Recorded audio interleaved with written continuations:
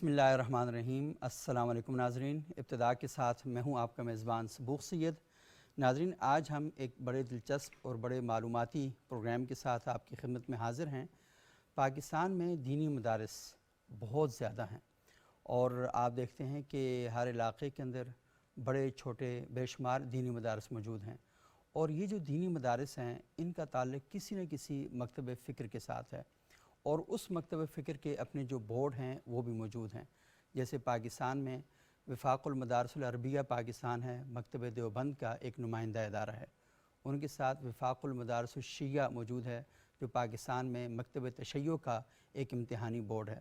इसी तरह हम तंज़ीमुल मदारिस के नाम से पाकिस्तान में जो मकतब अहले सुन्नत है उनका एक इदारा मौजूद है। इसी तरह राब्ततुल मदारिस जमात इस्लामी है, उसका ये दीनी मदारिस का नेटवर्क है और एक सेटअप मौजूद है। इसी तरीके से पाकिस्तान में और भी कई मसालिक के वफ़ाक़ुल मदारिस सलफ़िया है पाकिस्तान में जो अहले हदीस मकतब फ़िक्र का एक इम्तिहानी बोर्ड है और उसके साथ बेशुमार जो मदारिस हैं वो रजिस्टर्ड हैं। इन मदारिस में बड़ी तादाद में तलबा और तालिबात ज़ेर तालीम हैं। उनकी रिहाइश का बंदोबस्त, उनके खाने पीने का बंदोबस्त और उनकी तालीम का तमाम एहतमाम जो है वो इन मदारिस की जो इंतज़ामिया है वो करती है। और ये जो मदारिस हैं इनका इल्हाक़ होता है फिर इम्तिहानी इन बोर्ड्स के साथ। और ये जो मदारिस हैं ये अपना जो आमदन है वो पब्लिक का जो चंदा होता है उससे उसका इंतज़ाम चलाते हैं। कुछ मदारिस ऐसे भी हैं कि जिनकी अपनी जो कुछ बिज़नेस हैं या कुछ इमलाक हैं जिनसे उनको फ़ायदा पहुंचता है तो उसके ज़रिए वो अपने मदरसे का जो सिस्टम है वो सारे का सारा चला रहे होते हैं। इसके अलावा पाकिस्तान में 10 जो बोर्ड हैं वो और भी हैं जो इन्हीं मसालिक के मुख्तलिफ़ उलमा ने मुख्तलिफ़ ज़रूरतों को सामने रखते हुए वो अलग से बनाए हैं। तो इस वक्त पाकिस्तान में तकरीबन 15 के करीब जो दीनी मदारिस हैं उनके बोर्ड जो हैं वो मौजूद हैं। उनके रजिस्ट्रेशन का जो तरीक़ा है वो अलग से एक पूरा प्रोसेस है और उसमें आज तक बातचीत की जा रही है। इसके अलावा दीनी मदारिस में क्या पढ़ाया जाता है और क्या पढ़ाया जाना चाहिए इस पर भी कलाम मौजूद है। लेकिन आज हमने दीनी मदारिस का जो सबसे अहम फ़रीक़ है जिसे हम तालिब इल्म कहते हैं जो वहाँ पे पढ़ रहा है, हमने उसको ज़हमत दी है। उन्हें हमने कहा है कि आप यहाँ तशरीफ़ लाएँ और आकर बताएं कि आप जो मदरसे में पढ़ना शुरू हुए तो उसकी वजह क्या है और क्यों मदरसा आप पढ़ना चाहते हैं और मदरसे के माहौल ने, मदरसे के मिजाज ने और मदरसे के निसाब ने आपको क्या फ़राहम किया है और जो कुछ आपने हासिल किया वहाँ से माशरे को उसका क्या फ़ायदा है और दुनिया और आखिरत के हवाले से उसका क्या फ़ायदा है।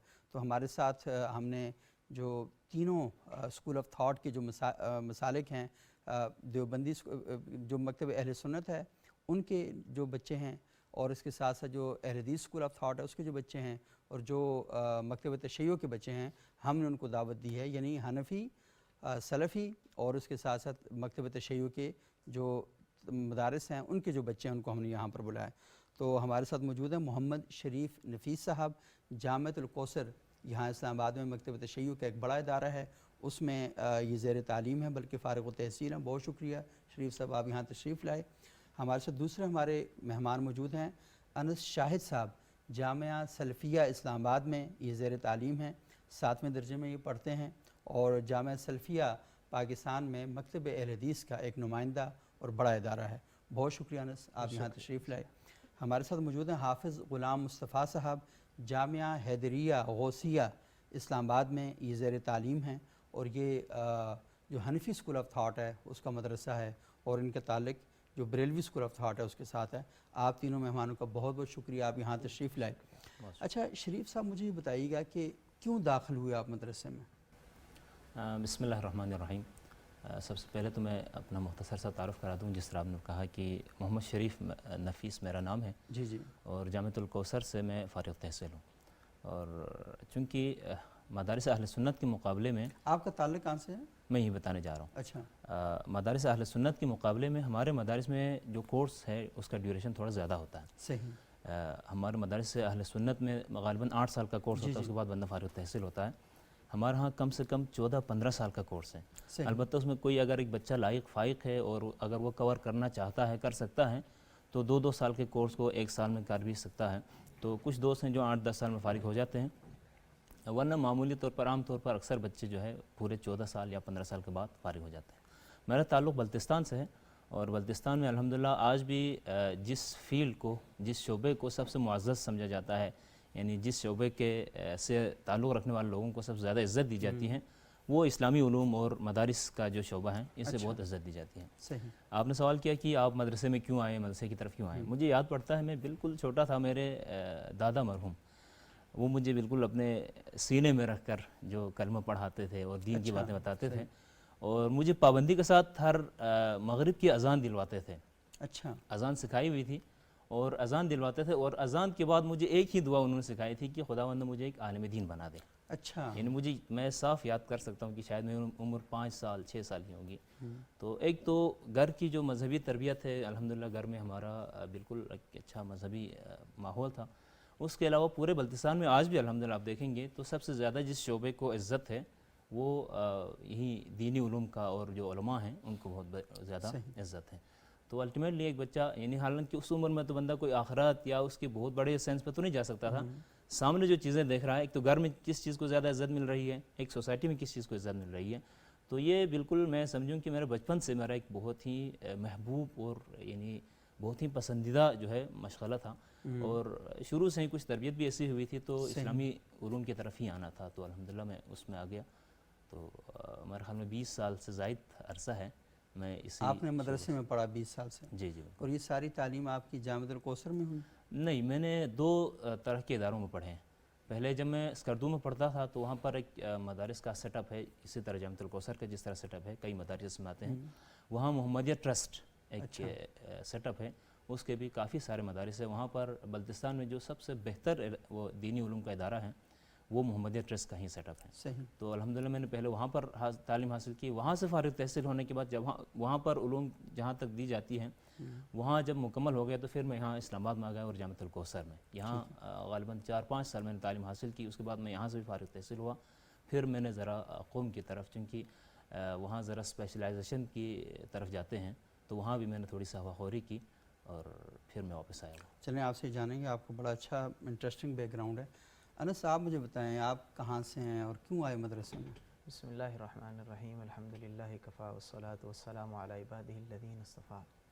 سب سے پہلے میرا تعارف, حافظ انس شاہد میرا نام ہے, جامعہ سلفیہ اسلام آباد سے تعلق ہے اور علوم اسلامیہ کے 7ویں درجے میں طالب علم. صحیح.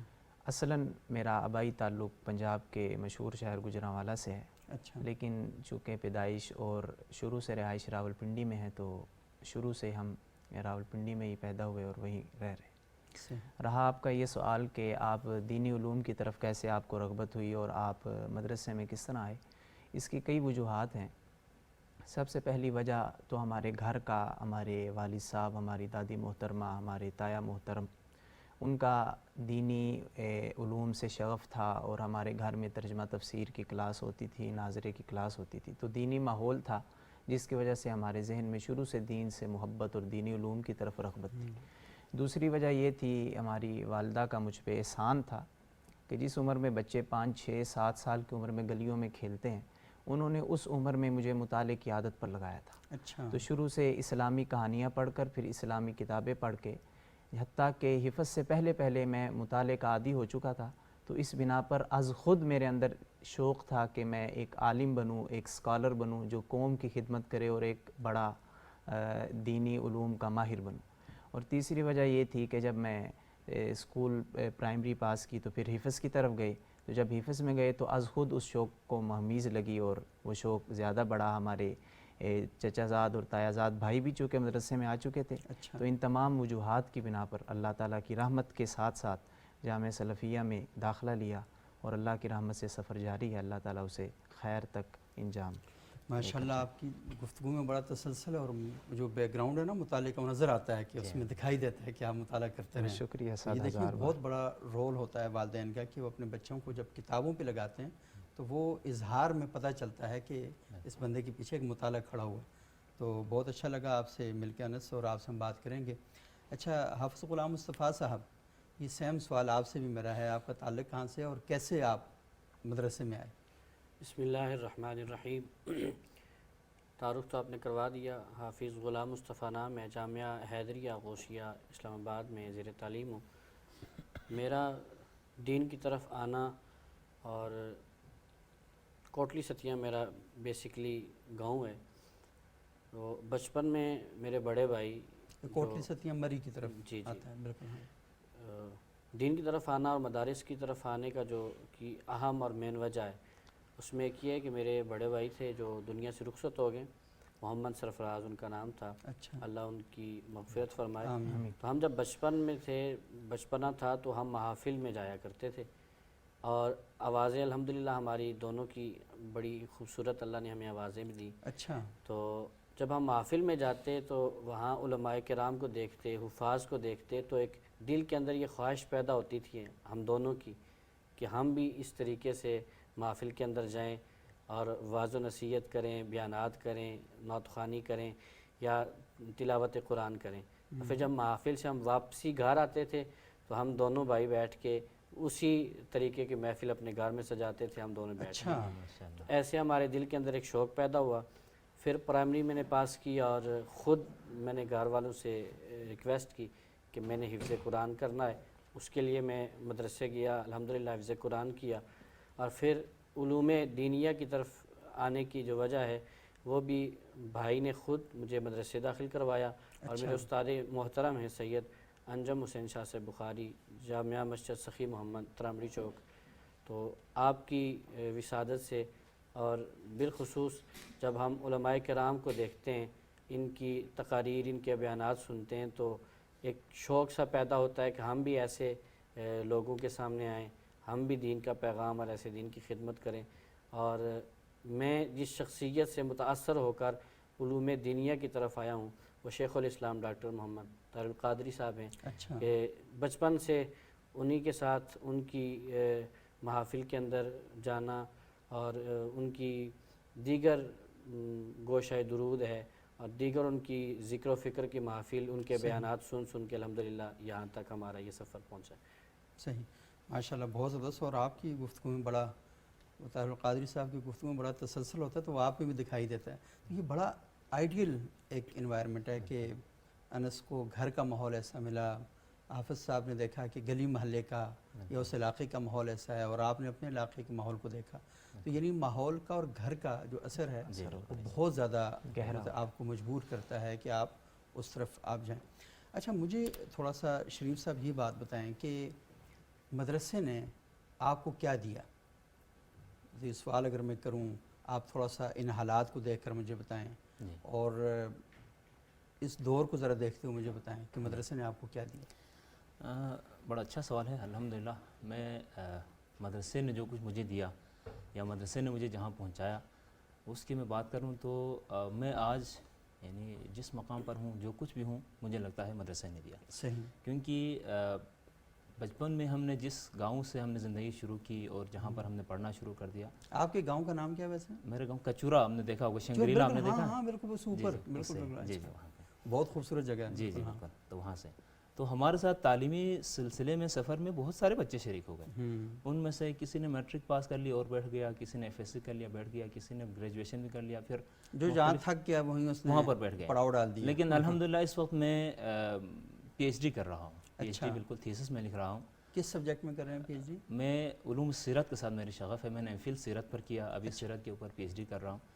تو رسول اکرم صلی اللہ علیہ وآلہ وسلم کی سیرت کے ساتھ میرا یوں سمجھے کہ اٹھنا بیٹھنا ہے. کہاں سے کر رہے ہیں؟ علامہ اقبال اوپن یونیورسٹی سے میں پی ایچ ڈی کر رہا ہوں اس وقت, اور میں نے ایم فل بھی وہیں سے کی ہے. اچھا. اور تو میں سمجھتا ہوں کہ میرے ساتھ جن دوستوں نے, جن بچوں نے پڑھنے کا آغاز کیا تھا, ان میں سے یعنی بہت سارے لوگ اپنے جگہوں پر تھک ہار کر بیٹھ گئے, اور صرف میرے گاؤں سے میں اکیلا یہاں پر پی ایچ ڈی تک آ گیا. تو میں سمجھتا ہوں کہ اگر مدارس کا, خاص طور پر جامعۃ الکوثر کا اگر کردار نہ ہوتا تو شاید میں خواب بھی نہ دیکھ سکتا. صحیح. اور سیرت طیبہ جیسے اہم موضوع کے ساتھ میں جس طرح سے ابھی لگا ہوا ہوں, جتنی میری جو ہے, میں پورے شوق کے ساتھ اور پورے ایک جذبے کے ساتھ الحمدللہ سیرت کا طالب علم ہوں, تو اس وادی کو میں دیکھ ہی نہ پاتا, بلکہ اس کا تصور بھی نہ کر پاتا. مدرسے نے جو مجھے دیا الحمدللہ. مدرسے کی میں اپنے دوستوں میں بات کرتا رہتا ہوں, مدرسے کا تعلیمی نظام بڑا اچھا ہوتا ہے. یعنی ہم باہر سے دیکھتے ہیں مدارس کے بیچارے بچے کیا کر رہے ہوں گے. مدارس میں خاص طور پر میں جن مدارس پر میں رہ کر آیا ہوں, جہاں سے میں پڑھ کے آیا ہوں, وہاں پر پڑھنے کا نظام کچھ اس طرح ہے، صبح کم سے کم 6 بجے سے کلاسیں شروع ہوتی ہیں یا 7 بجے سے کلاس مختلف اوقات میں، تو 12 بجے تک پڑھانے کا ایک سلسلہ ہوتا ہے. پھر اس کے بعد نماز اور تعام وغیرہ کے بعد 2 سے 4 بجے تک کم سے کم 2-2.5 گھنٹے ہم اس کو کہتے ہیں مباحثہ، جس کو آپ کہیں گروپ اسٹڈی کہیں. اور بظاہر مباحثے میں اپنے دوستوں میں کہتا ہوں مباحثے کو فقط ایک کتاب کی عبارت پڑھ کے اس کا ترجمے کی حد تک نہ رکھیں. مباحثے کے ذریعے سے آپ کے اندر بہت ساری صفات آپ کے اندر پیدا ہو رہی ہیں. بالفرض مثلا 5 بندے بیٹھے ہیں، ان کے سامنے میں بات کر رہا ہوں تو ایک میں زبردست قسم کا ڈیبیٹر بن رہا ہوں. میں لوگوں کے سامنے بات کر سکتا ہوں، یعنی اپنے پوائنٹ آف ویو کو دوسروں کو سمجھا سکتے ہیں بہت اچھی طریقے سے. اس طرح مدرسے کے اندر میں نے خود انالیسس کیا، یعنی میں نے خود کہا کہ اس مدرسے کے نظام میں جس طرح کا جو ہے طرز تعلیم ہے، اس کو اگر بندہ تھوڑا سمجھ کے خود آگے بڑھے تو مدرسے میں بہت زیادہ جامعیت ہے. میں شاید دوسرے اداروں میں اتنا نہیں دیکھ سکتا. بالکل. تو مدرسے نے جو دیا الحمدللہ، یعنی اب اس کو میں ایک نشست کے اندر بیان نہیں کر سکتا کہ اتنا کچھ ہمیں دیا. صحیح. مطلب سب سے بڑی بات یہ ہے کہ آپ میں جو کانفیڈنس آیا جی ایک مدرسے کی وجہ سے، دوسرا آپ صرف ایک عبارت پڑھتے ہیں اور اس عبارت کا انالیسس کرتے ہیں، اور صرف عبارت کو یاد ہی نہیں کیا جاتا بلکہ عبارت کو بھرتا جاتا ہے. ایک ہی بات کو ایک دفعہ آپ ثابت کریں گے، پھر باطل کریں گے، پھر ثابت کریں گے، پھر باطل کریں گے. ایک ہی بات کو ذہن ہے وہ متحرک ہوتا ہے. بالکل ایسا ہی کئی ڈائمینشنز پر آپ بات کریں گے. خاص طور پر ایک کتاب ہے ہماری مقاسم محرمہ کے نام سے، فقہی ایک کتاب ہے. اس کو آپ پڑھیں گے نا تو مطلب بندہ حیران ہو جاتا ہے. ایک بات پہلے ثابت، بڑی مشکل سے دلیلیں دے کے ثابت کیا، اگلے دفعہ اعتراض ہوتا ہے، یعنی ان قلتا، پھر آپ اعتراض کریں تو پھر وہ اعتراض کو ڈیٹیلز بیان کرتے ہیں. اس کے بعد اگر آپ یہ کہتے ہیں تو نہ، یعنی میں کہتا ہوں، یعنی اس کے جواب دیتے ہیں. ایک ہی بات کو آپ 4 دفعہ ثابت کریں گے، 4 دفعہ باطل کریں گے، پھر جا کر کوئی نتیجے جائیں گے. تو اس سے تحلیل کرنے کا وہ اس کی اتنی بڑی صلاحیت آتی ہے کہ بس. البتہ ایک میں شکایت کروں گا میرے ہم کلاس اور میرے ہم مکتب دوستوں سے کہ ہم اس تعلیم سے، طرز تعلیم سے کم فائدہ اٹھاتے ہیں. یعنی اس کو فقط ایک کتاب اور اس کا عبارت اور اس کا حل سمجھ کے آگے بڑھتے ہیں، لیکن اس کو ذرا تجزیہ کر کے خود سے بھی کچھ اس میں یعنی جان ڈال کے اگر پڑھیں. اس پر ہم تھوڑی سی بات کریں گے کہ کیسے فائدہ اٹھایا جا سکتا ہے اور کہاں پہ خامی اس کو بہتر کیسے بنایا جا سکتا ہے. اچھا انس، شاید آپ مجھے بتائیں کہ مدرسے کے ماحول نے اور مدرسے کی تعلیم نے آپ کو کیا دیا؟ میرا چونکہ سن شعور تک پہنچنے سے پہلے سے ہی مدرسے سے تعلق ہے، تو مجھے جو کچھ بھی دیا ہے. آپ کی ایج کتنی ہے ویسے؟ بہت پرسنل سوال ہے لیکن. میری 19 سال ہے. 19 سال عمر، ماشاء اللہ. تو اس لیے مجھے آج تک جو کچھ دیا ہے وہ مدرسے اور دین نے دیا. میں آج ادھر بیٹھا ہوں. آپ کے والد صاحب کا مدرسہ تھا؟ نہیں، میرے جو تایا ہیں نا، وہ میری دادی محترمہ گھر میں ترجمہ پڑھاتی تھیں، بچوں کو ناظرہ پڑھاتی تھی، عورتوں کو تفسیر پڑھاتی تھیں. اور میرے تایا محترم وہ ویسے ہی دینی گفتگو کرتے تھے. اور چونکہ بچپن میں اللہ تعالیٰ نے کچھ حافظہ سا دیا تھا، اللہ کی رحمت ہے کہ میں چھوٹا ہوتا تھا تو جمعہ سنتا تھا تو واپس آ کے من و عن وہی سناتا تھا. اچھا ماشاءاللہ. تو جب بھی میں جمعہ سن کے گھر آتا تھا تو پھر وہ میرے بزرگ ہمیں بٹھاتے تھے اور کہتے تھے چلے انس جمعہ پڑھاؤ. تو پھر اچھا سارا جمعہ کے بعد جمعہ پڑھاتے تھے؟ جمعے کے بعد سارا جمعہ جو ہے ریکارڈر تھا ان کا، میں وہ کافی دوستوں کے سامنے بٹھا کے بولتے تھے کہ چلو انس، چھوٹا تھا میں، کہ جمعہ سناؤ، تو میں وہی جمعہ من و عن سناتا. اچھا ماشاءاللہ. تو مدرسے نے مجھے کیا دیا، جو بھی دیا نا مجھے. انس کا لفظ بہت اچھا ہے اور اس کو بھی پتہ ہے کہ آپ دیکھنا ہمارے یہاں لوگ من و عن بولتے ہیں. من و عن ہوتا ہے، تو یہ ہوتا ہے نا اس گھرانے کا. تو مجھے جو کچھ دیا الحمدللہ، میں کوئی لفظ بول سکتا ہوں فکری، علمی، تعلیمی ارتقاء اگر ہوا ہے مجھ میں تو وہ جامعہ سلفیہ اسلام آباد کا رہین منت ہے. ان کا مجھ پہ احسان ہے، میرے اساتذہ کا، میرے والدین کا، کہ اگر 2 لفظ صحیح بولنے آئے ہیں، اگر قلم پکڑنا آیا ہے، کہیں تقریر کرنے آئی ہے، کسی کی رہنمائی کرنے آئی ہے، کسی کی اصلاح کرنے آئی ہے، یا غلط کو غلط سمجھنا اور اس کو غلط بتانا، یہ سب کچھ مجھے جامعہ سلفیہ اسلام آباد نے دیا. اور میں تو وہ تھا کہ عربی علوم کے نام ہمیں پڑھنے نہیں آتے تھے. اگر ایک عربی عبارت پڑھ لیتے ہیں، اسے سمجھ لیتے ہیں، کسی کو سمجھا بھی سکتے ہیں، حدیث سمجھ لیتے ہیں، قرآن پڑھتے وقت اللہ تعالیٰ ہم سے جو بیان کرنا چاہ رہے ہیں اس مفہوم تک اور اس معنی تک ہماری رسائی ہے، تو یہ سب کچھ مدرسے نے دیا ہے. اردو زبان ہو، عربی زبان ہو، قرآنیات ہوں، اسلامیات ہوں، حدیثیات ہوں، فقہیات ہوں، جتنے علوم ہیں، مجھے جو کچھ آتا ہے وہ صرف مدرسے کا احسان ہے. اللہ سے دعا ہے اللہ تعالیٰ ہمیں اس احسان کا کچھ حصہ اتارنے کی توفیق عطا فرمائے. آمین آمین. اچھا حافظ صاحب آپ بتائیے گا جی، یہ سیم سوال ہے آپ سے کہ کیا دیا مدرسے نے آپ کو؟ جی بسم اللہ الرحمن الرحیم. جیسے میرے دونوں برادر مکرم نے بہت خوبصورت اس پہ اپنی گفتگو کی ہے، بنیادی طور پر جو مدرسے نے ہمیں دیا ہے اس میں سب سے پہلی جو چیز ہے جو مجھے نظر آتی ہے کہ مدرسے نے ہمیں دین کی سمجھ عطا فرمائی. ویسے تو ہر مسلمان کو پتہ ہے کہ ہمارا دین کیا ہے، لیکن اس کو سمجھنے کے لیے کسی راہبر، کسی رہنما، کسی ٹیچر کی ضرورت بھی پڑتی ہے. مدرسے نے پہلی چیز ہمیں یہ دی ہے کہ ہمیں دین کی سمجھ بوجھ رکھنے کی جو صلاحیت ہمارے اندر موجود تھی اسے نکھار کر سامنے لائے، اور ہمیں اس قدر ہم پر محنت کی کہ ہم بحمد اللہ تعالیٰ اس دین کو سمجھنے کی کوشش کر رہے ہیں. صحیح. اس کے بعد میں ایک مسجد کے اندر اس وقت خطیب کی حیثیت سے وہاں خدمت سر انجام دے رہا ہوں، اور نماز جمعہ کی امامت الحمدللہ میں کروا رہا ہوں. اور دوسرا مجھے یہ بھی اعزاز حاصل ہے کہ میرے خاندان کے اندر واحد میں ایک عالم دین بننے جا رہا ہوں. اچھا. حفاظ موجود ہیں لیکن وہ بھی اگر کسی نے حفظ کیا تو اسے بلا دیا اور وہ کسی اور راستے پر چل پڑے. الحمدللہ تعالیٰ اس وقت میں بعمل تو نہیں کہہ سکتا، لیکن الحمدللہ قرآن مجھے یاد ہے، اور میں ایک خطیب کی حیثیت سے میں مسجد میں خدمت بھی سر انجام دے رہا ہوں. تو بیسکلی مدارس نے ہمیں، میں اگر بالکل مختصر الفاظ میں اس کی تشریح کر دوں، چونکہ اگر اس پہ گفتگو کی جائے تو بڑی طویل گفتگو کی جا سکتی ہے کہ مدارس نے ہمیں کیا دیا ہے.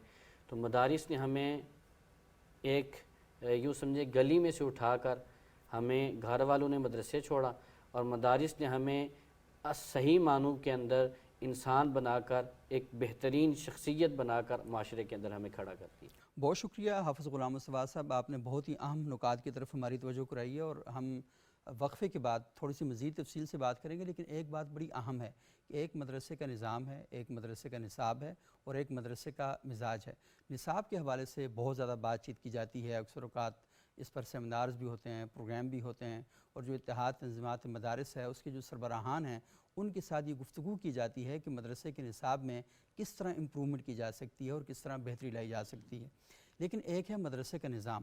مدرسے کا نظام میں پورے وثوق کے ساتھ یہ دعویٰ کر سکتا ہوں، اور میں نے 25 سال پاکستان میں جو مدرسہ ریفارمز ہیں اس کے اوپر کام بھی کیا ہے اور مدارس کے ساتھ منسلک بھی رہا ہوں. اس کام کے حوالے سے ایسا نظام پاکستان کیا پوری دنیا میں کسی ادارے کے اندر یہ نظام موجود نہیں ہے، اور یہ پوری دنیا میں جہاں جہاں مسلمانوں نے مدارس قائم کی ہیں یہ ان کا خاصہ ہے کہ وہاں پر 24 گھنٹے کی زندگی کو شیپ کیا جاتا ہے اور بتایا جاتا ہے کہ آپ نے کس وقت کیا پڑھنا ہے.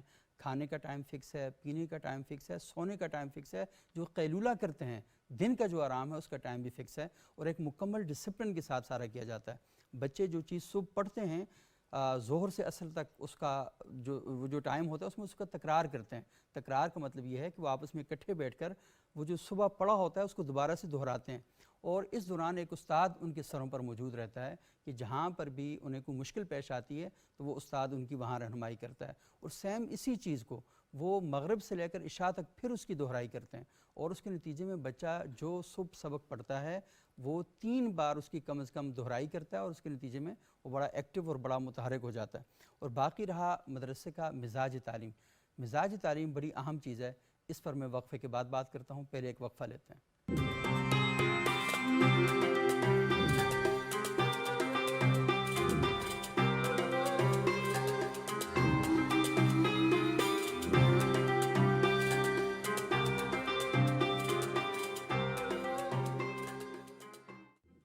ناظرین، وقفے کے بعد ایک بار پھر پروگرام میں خوش آمدید. آج ہم بات کر رہے ہیں مدارس کے طلبہ سے، اور وقفے سے پہلے میں نے آپ سے ایک بات کی تھی کہ مدرسے کا ایک نظام ہوتا ہے، مدرسے کا ایک نصاب ہوتا ہے، اور مدرسے کے اندر ایک مزاج بھی ہوتا ہے. اور آپ نے دیکھا کہ پاکستان کے کئی مدارس ہیں وہ اپنے مزاج کے حوالے سے مشہور ہیں. یہ مزاج اصل میں کیا ہوتا ہے کہ بعض مدرسوں کا جو مزاج ہے وہ تبلیغی ہے، بعض جو مدارس ہیں ان کا جو مزاج ہے وہ فرقہ وارانہ ہے. اچھا، بعض جو مدارس ہیں ان کا مزاج فقہی ہے، اور ہم دیکھتے ہیں کہ پھر جو اساتذہ ہیں وہ بھی انہی مدارس میں زیادہ انہی کو بلایا جاتا ہے کہ آپ وہاں پر آئیں. اچھا، بعض اوقات ایسا بھی ہوتا ہے کہ ایک مدرسہ ہے جس کے اندر عام ساری چیزیں موجود ہیں، لیکن کسی ایک خاص استاد کا جو مزاج ہے وہ ایک خاص اپنا جو اسکول آف تھاٹ ہے نا اس کا تفوق اور اس کی برتری قائم کرنے کے لیے اس میں بڑا ایکٹیو اور بڑا متحرک ہوتا ہے، اور بچے زیادہ اس کے ساتھ جڑتے ہیں۔ اس کی وجہ یہ ہوتی ہے کہ وہ آستینے وغیرہ کھول کے نا بڑے مناظرانہ انداز میں پوری اپنے جو دلائل ہیں وہ پیش کر رہا ہوتا ہے، تو نتیجے کے طور پر جو بچے ہیں وہ زیادہ، کیونکہ وہ ایک جذبے کے ساتھ بات کرتا ہے تو اس کے ساتھ زیادہ جڑتے ہیں۔ پاکستان کے ایک بڑے معروف عالم دین ہیں مولانا طارق جمیل صاحب، تو انہوں نے ایک بار بات کہی تھی کہ جو اخلاقیات سے متعلق مباحث ہیں یا روایتیں ہیں تو انہیں استاد بھی سرسری انداز میں پڑھ کے گزر جاتا ہے اور طالب علم بھی، لیکن جہاں پر آتی ہے نا اپنی جو اسکول آف تھاٹ کو اس کی برتری قائم کرنی ہے، اس کو ثابت کرنا ہے، تو وہاں پر استاد بھی ایکٹیو ہو جاتا ہے، طلبہ کی نیند بھی ختم ہو جاتی ہے اور بڑے زبردست طریقے سے پھر وہاں پر دلائل دیے جاتے ہیں۔ اور میرا خیال ہے کہ صرف مدرسے کے اندر ہی نہیں ہے، یہ مجموعی طور پر ہماری سوسائٹی کے اندر بھی ہے کہ جہاں پر ہم دیکھتے ہیں نا کہ ہماری عصبیتیں جو ہیں ان پر بات آتی ہے تو پھر ہم بڑے ایکٹیو ہو جاتے ہیں، ہماری لسانی عصبیتیں ہیں، ہماری مذہبی عصبیتیں ہیں، ہماری قومی شناختیں ہیں، تو وہاں پر ہم بڑے ایکٹیو اور متحرک ہو جاتے ہیں۔ تو شریف نفیس صاحب تھوڑا سا یہ بتائیے گا کہ یہ جو مدرسے کے اندر کا مزاج ہے یہ کسی ایک استاد کی وجہ سے طلبہ پر اس مزاج کا بہت زیادہ اثر پڑ جاتا ہے، یہ بات درست ہے یا نہیں؟ یہ بات درست ہو سکتی ہے، لیکن میں اپنے مشاہدے کی بات جی کر جی رہا ہوں، ہاں کیونکہ میں نے جس مدرسے میں پڑھا وہاں پر مجھے جیسا ماحول ملا اور جیسا مزاج مجھے دیکھنے کو ملا میں اس کی بات کروں گا۔ تو وہاں تو کوئی ایسے مذہبی فسادات یا چپقلش کم سے کم میں نے محسوس نہیں کی، اور وہاں پر نہ کسی سے مقابلہ کرنے کی ہمیں ضرورت محسوس ہو رہی تھی، مطلب بالکل ایک اچھے بالکل بڑے ہارمونی والے ماحول میں ہم پڑھتے تھے، تو یعنی کسی کو اونچا دکھانا نیچا دکھانے والا ماحول تھا نہیں۔ اور وہاں بھی چونکہ کتابیں وہاں پر ہمارے جو مدارس میں پڑھائی جاتی ہیں وہ ساری کی ساری یعنی اہل تشیع علماء کی نہیں ہیں، یعنی بلکہ میں کہوں گا ابتدائی جو سالوں میں تو کتابیں زیادہ تر اہل سنت علماء کی لکھی ہوئی کتابیں ہیں۔ اچھا مثلا صرف میر کی کتاب ہے، میر شریف جرجانی کی کتاب ہے، ہدایت النحو ہے، سمدیہ ہے، سمدیہ تو خیر ان کی ایک اہل تشیع علم کی ہے، اسی طرح سیوطی ہے، تو بہت ساری کتابیں ایسی ہیں جو اہل سنت اسکالرس نے لکھی ہیں، تو ان کو پڑھتے ہیں تو یعنی وہاں ایک تو کوئی ماحول ایسا نہیں جس میں ہمیں جنگ اور جدال کی طرف جانے کا سوچ پیدا ہو سکے، اور سیکنڈلی ہم شروع سے چونکہ مختلف یعنی کتاب اور علم کوئی مسلک نہیں رکھتے ہیں، یعنی کتاب جس کی بھی ہے کتاب ہے، علم علم ہے، یعنی وہ نہ سنی ہے نہ شیعہ ہے نہ فلان ہے نہ فلان ہے، تو ایسا کوئی یعنی سخت ماحول میں نے شروع میں نہیں دیکھا۔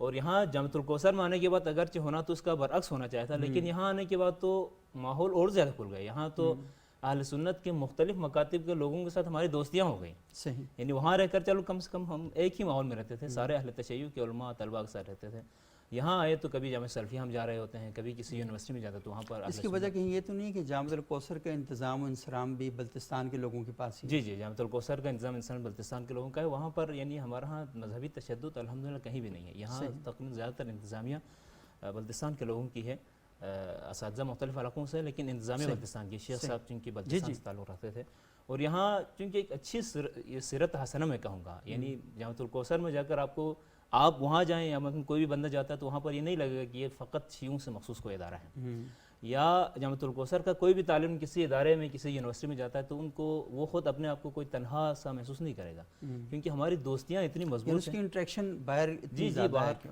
ہمارے انگلش ڈپارٹمنٹ کے جو اساتذہ ہیں وہ باہر سے آتے ہیں مختلف یونیورسٹی سے، تو اہل سنت بھی ہوتے ہیں، اہل تشیع بھی ہوتے ہیں، تو یہ مسلکی خول الحمدللہ میں نے خود یعنی ہو سکتا ہے مختلف ادھر ادھر کے مدارس میں ہوتا ہو، لیکن میرے اپنے مشاہدے میں کبھی کوئی مسلکی شدت پسندی والا مسئلہ آیا ہی نہیں الحمدللہ۔ صحیح، ٹھیک ہے۔ اچھا آپ بتائیں انس، یہ جو مزاج والی بات ہے خاص مدرسے کا مزاج، جی جی ہاں، یہ سوال یا استاد کا بھی مزاج ہو سکتا ہے؟ استاد کا، مدرسے کا، آپ جانتے ہیں کہ جس ماحول میں انسان رہتا ہے اس کا اثر ہوتا ہے، صحیح، استاد سے چونکہ انسان ہر طرح کا فیض پاتا ہے، تربیت پاتا ہے، تو اس لیے استاد کا اثر بھی ہوتا ہے۔ میں بھی آپ کو اپنے مشاہدے کی بات بتاؤں گا کہ مجھے 9 سال ہو گئے ہیں اس فیلڈ میں پڑھتے ہوئے، تو میں نے آج تک اپنے کسی استاد سے یہ تربیت نہیں پائی کہ فلاں کو آپ نے کافر کہہ دینا ہے، فلاں سے آپ نے لڑنا ہے، فلاں سے آپ نے بیٹھ کے بازو چڑھا کے، آستینے چڑھا کے اور گلا پھاڑ کے اونچی آواز سے بات کرنی ہے۔ چھوٹے مشائخ ہوں یا بڑے اساتذہ ہوں، ہمیشہ ہمیں نرمی کی تلقین کی گئی، ہمیشہ رواداری، ہمیشہ ہم آہنگی اور باہمی محبت اور مودت اور بھائی چارگی کی تعلیم دی گئی ہے۔ اور مدرسے کا جو مزاج ہے اس کے بارے میں وہ باطنہ فیہ الرحمہ وظاہرہ من قبلہ العذاب، کے باہر سے لوگ کو لگتا ہے بہت سخت ہے، ایک جیل ہے اور یہ چوکیدار دروغہ ہے، اندر بچے بند کیے ہوئے، حالانکہ مدرسے کے ماحول میں جتنا اطمینان اور مدرسے کے مزاج میں پلنے والے لوگ جس قدر معاشرے میں مثبت کردار ادا کرتے ہیں، آپ اپنے معاشرے کو مجھ سے زیادہ جانتے ہیں. آپ معاشرے میں بنظر غائب دیکھیں گے تو آپ کو معاشرے میں سب سے زیادہ مثبت کردار ادا کرنے والے وہ عناصر، وہ افراد اور وہ کردار نظر آئیں گے جن کا دین سے، مدارس سے، مشائخ سے، علماء سے تعلق رہا ہوتا ہے. تو مدرسے کے مزاج کے بارے میں یہ کہنا کہ مولوی ہمیشہ لڑاتا ہے، مولوی یہ ایسا کرتا ہے، نہ میں نے دیکھا ہے اپنے مدرسے میں، نہ کسی اور جہاں تک میرا تعلق رہا ہے، جہاں تک میری اپروچ ہے، میں نے کسی کو اس طرح نہیں دیکھا. جس طرح لوگوں سے سنا ہے کہ مولوی ایسا کرتے ہیں یا علماء ایسے کرتے ہیں، میں نے نہ سنا ہے، نہ دیکھا ہے. اور نہ ہی جب ہم پڑھتے ہیں، حدیث کی کتاب پڑھتے ہیں، تفسیر پڑھتے ہیں، فقہ پڑھتے ہیں، ایسا ماحول بالکل نہیں دیکھا اور نہ ہی اس ماحول میں رہا ہے. انتہائی محبت والے، رواداری اور ہم آہنگی والے ماحول میں پڑھا ہے، اور الحمدللہ یہ ماحول ہمارے مدرسے کا ہے اور عمومی طور پہ مدارس کا ایسا ماحول. صحیح. اچھا حافظ صاحب، یہ دونوں حضرات نے جو اسٹیٹمنٹ دی ہے، ہم یہ دیکھتے ہیں کہ پاکستان میں جب بھی محرم آتا ہے امن کمیٹیاں بن جاتی ہیں، فرقہ وارانہ جو مخاصمتیں ہوتی ہیں ان کو فروغ چڑھنے کا خدشہ ہوتا ہے. علماء کے داخلے دوسرے شہروں میں بند کر دیے جاتے ہیں اور یہ کہا جاتا ہے کہ یہ علماء کی لسٹ ہے، یہ ان شہروں میں داخل نہیں ہو سکتے. تو یہ علماء کہاں پڑھتے ہیں؟ اگر مدرسے میں یہ والا ماحول نہیں ہے تو یہ کہاں سے فارغ و تحصیل ہیں؟ اور انہیں کون سکھاتا ہے، انہیں کون پڑھاتا ہے، یہ کیسے باہر آتے ہیں؟ بسم اللہ الرحمن الرحیم. بہت خوبصورت سوال آپ نے کیا ہے. بیسکلی جیسے آپ نے بجا فرمایا ہے کہ محرم الحرام کے مہینے میں کئی علماء پہ پابندیاں لگ جاتی ہیں، ان کا داخلہ کئی شہروں میں ان کا جانا منع ہو جاتا ہے.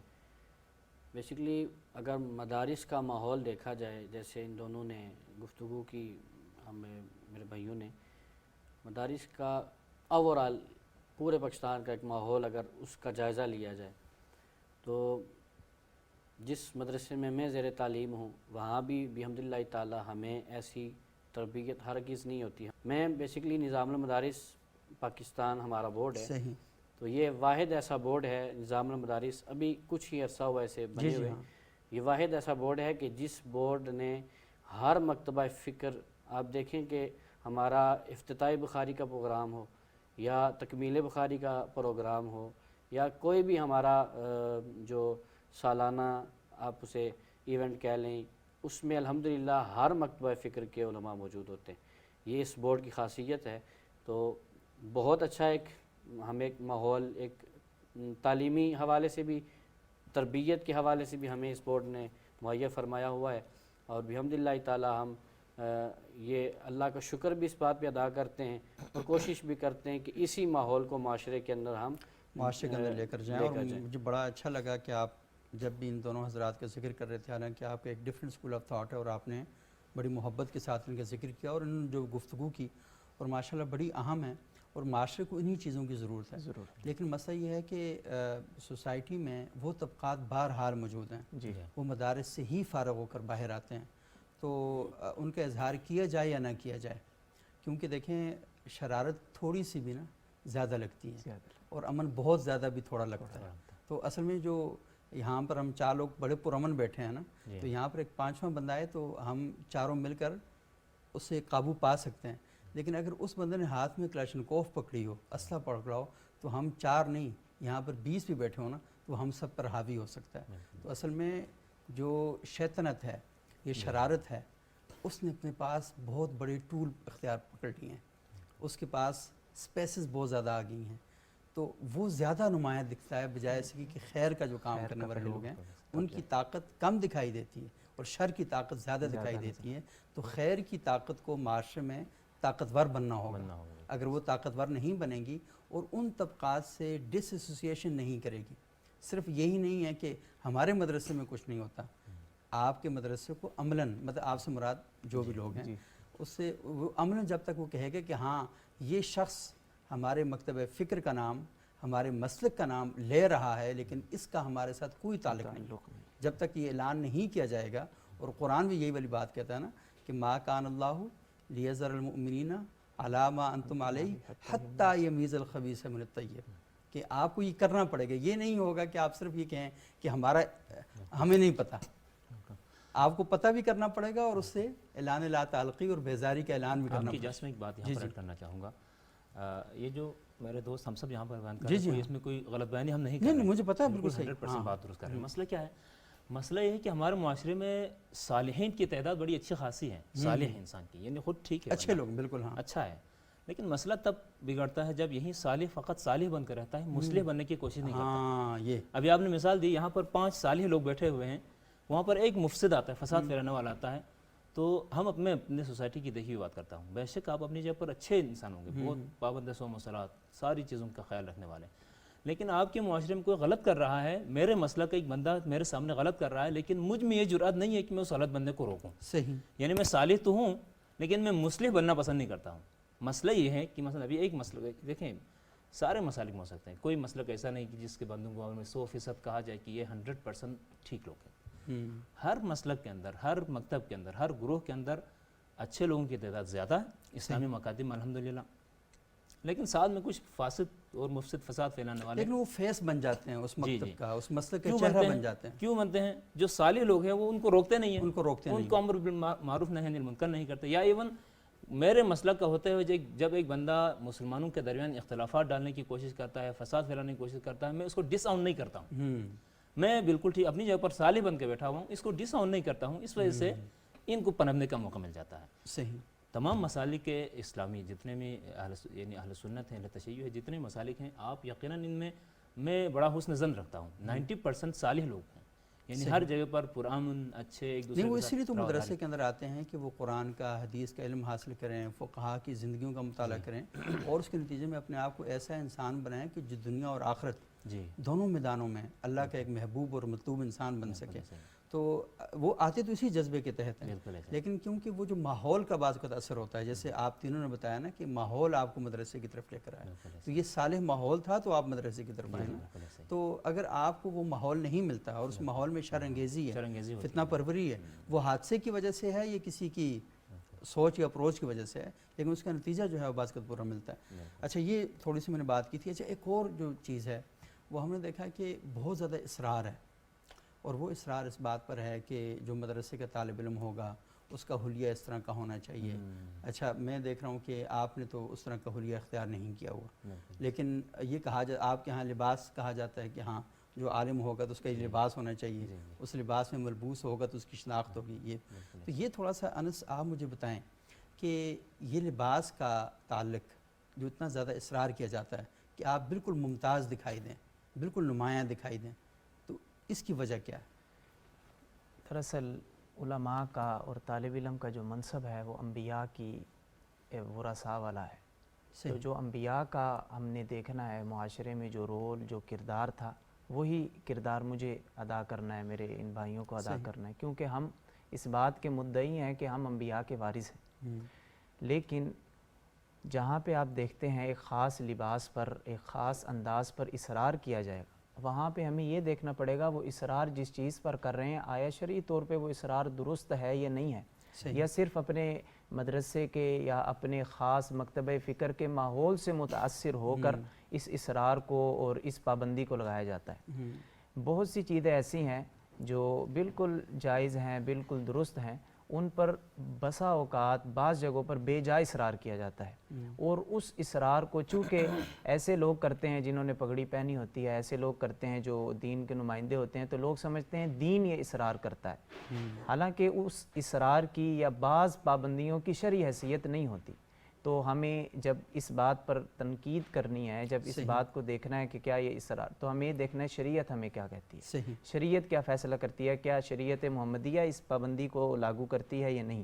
تو جو شریعت کا فیصلہ ہے وہ ہمیں سر تسلیم اس کے سامنے خم کرنا ہے، اور اس چیز کو نہیں دیکھنا کہ میرے ماحول کا ایک خاص اثر ہے اور یا میرے خاص استاد کا یہ اثر ہے، صرف اور صرف ہم نے دیکھنا ہے کہ شریعت اگر ہم پہ پابندی لگاتی ہے تو بے شک ماحول اسے قبول نہیں کرتا تو ہم اس پابندی کو برداشت کریں گے، اور اگر شریعت ہمیں ایک بات کی اجازت دیتی ہے تو پھر ہمیں اس چیز پر اتنا اصرار نہیں کرنا چاہیے کہ اسے تفسیق کی طرف اور تبدیل کی طرف لے لے۔ اگر مدرسے میں یونیفارم کی حیثیت سے کسی لباس پر اصرار کیا جاتا ہے تو وہ ہر ادارہ اس بات میں آزاد ہے کہ وہ کوئی بھی پابندی لگا سکتا ہے، کسی بھی رنگ کے لباس کی پابندی۔ اگر آپ دیکھتے ہیں مدارس کا عام طور پہ سفید لباس ہوتا ہے، تو بعض مدارس ہیں ان میں نیلا لباس بھی ہے، بعض مدارس میں اگر مدرسے والے بحیثیت ادارہ، بحیثیت اسکول ایک تعلیمی ادارے کے طور پہ پابندی لگاتے ہیں تو اس پر اعتراض نہیں کیا جا سکتا.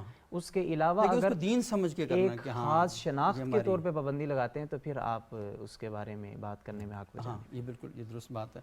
اچھا حافظ غلام مصطفیٰ صاحب، میں نے دیکھا ہے کہ طاہر القادری صاحب نے بہت زیادہ ان موضوعات پہ لکھا بھی، اور پاکستان کے اس وقت جو پاکستان میں فرقہ واریت کے شعلے جو تھے وہ بہت عروج پر تھے، تو قادری صاحب ان نمایاں لوگوں میں سے تھے کہ جنہوں نے اس وقت ان موضوعات پہ لکھا بھی اور تھوڑی سی سوسائٹی کے اندر کیفیات کو بدلنے کی کوشش کی، اور انہوں نے اپنا جو تعارف تھا وہ وہاں تک تبدیل کر دیا.